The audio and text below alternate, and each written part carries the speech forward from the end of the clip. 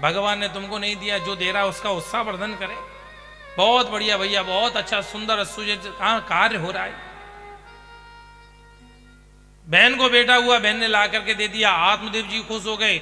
अब महाराज जात कर्म संस्कार कराया, उसका खूब ब्राह्मणों को दान दिया, गऊ दान दिया। आत्मदेव जी के मन में आया मेरा नाम आत्मदेव, तो इसका नाम रखूंगा परमात्म देव। धुंधली ने कहा सावधान, 9 महीने हमने घर में धारण किया, कष्ट हमने सहन किया, तो नाम हम ही रखेंगे। क्या नाम रखोगी देवी? बोले मेरा नाम है धुंधली, तो नाम रखूंगी धुंधुकारी। धुंधुकारी नाम रखा। ठीक 1 महीने के बाद 10वें महीने में गौ माता ने भी एक मानव बालक को जन्म दिया। कान गाय जैसे थे, नाम रखा गोकर्ण। दोनों बालक धीरे धीरे बड़े होने लगे। क्रियत कालेन तज्जातहु तरुणौ तनयावितौ गोकर्णो पंडितो ज्ञानी धुंधकारी महाखल। गोकर्ण जी महाराज परम विद्वान, यशस्वी, मनस्वी, ज्ञानी, ध्यानी हुए, और धुंधकारी बड़ा दुष्ट हुआ। किसी के बच्चे को खिलाने के लिए ले जाए कुएं में डाल दे, किसी वृद्ध को रास्ता दिखाने के लिए ले जाए और उसका एक्सीडेंट करा दे। घर में अगर देखो आज के समय ये चिंता का विषय है। पहले घर में 2-4 बालक होते थे, कोई ना कोई तो सेवा कर देता था, कोई ना कोई तो भोजन दे ही देता। लेकिन वर्तमान में एक बालक हो, चाहे बेटा हो चाहे बेटी। पहले तो ये था कि हम 2 हमारे 2, अब हम 2 हमारा 1, चाहे बेटा हो चाहे बेटी।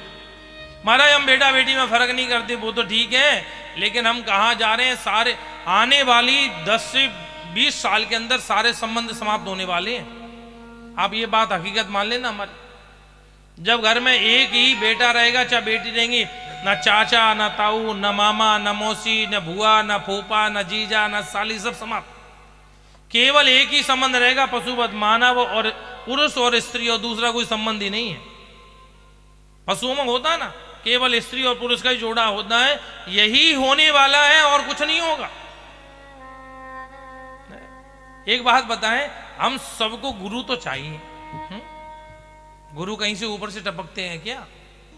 हमारे भारतवर्ष की माताएं अपने कोख से किसी बालक को जन्म देती हैं और वो भगवत भक्ति में लगता है, सनातन धर्म का प्रचार प्रसार करता है, वही तो हमें सदगुरु रूप में हमें प्रस्तुत, हमें सामने मिलता है।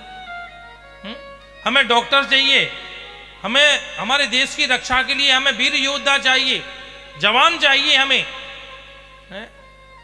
और हमारे एक ही बालक है, कहां कहां भेजेंगे सब? कैसे देश सुरक्षित रहेगा, कैसे देश धर्म के ऊपर चलेगा, हमारे समझ में नहीं आता। पहले भी एक पिता कमाता था 5-5 बालकों के घर में, किसी के 6, किसी के 7, किसी के 4, और सबको अपनी अपनी योग्यता अनुसार अपने पैरों पर खड़ा करते थे। आज घर में पति है तो कमा रहा है, पत्नी है तो कमा रही है, बोले महाराज घर का खर्चा ही पूरा नहीं होता। खर्चे तो आज भी वही है, हमारी आवश्यकताएं बढ़ गई हैं। जो काम 10,000 के मोबाइल से चल सकता है, वो 1.5 लाख का मोबाइल चाहिए। हर साल हमें उसको बदलना है। 1.5 लाख का मोबाइल अगली साल बेचेंगे तो 40,000 में बिकेगा, गए ना 1,10,000 रुपए बेकार। हर 2-4 साल में गाड़ियां बदलनी है। अरे हम मना नहीं करते इन सब विषयों की, भगवान ने दिया तो खूब उसका उपयोग करो, आनंद लो, कोई दिक्कत नहीं है, पर कम से कम सनातन धर्म की रक्षा तो करो। जिसके एक बालक है उसको बड़ी सावधानी से रहना चाहिए।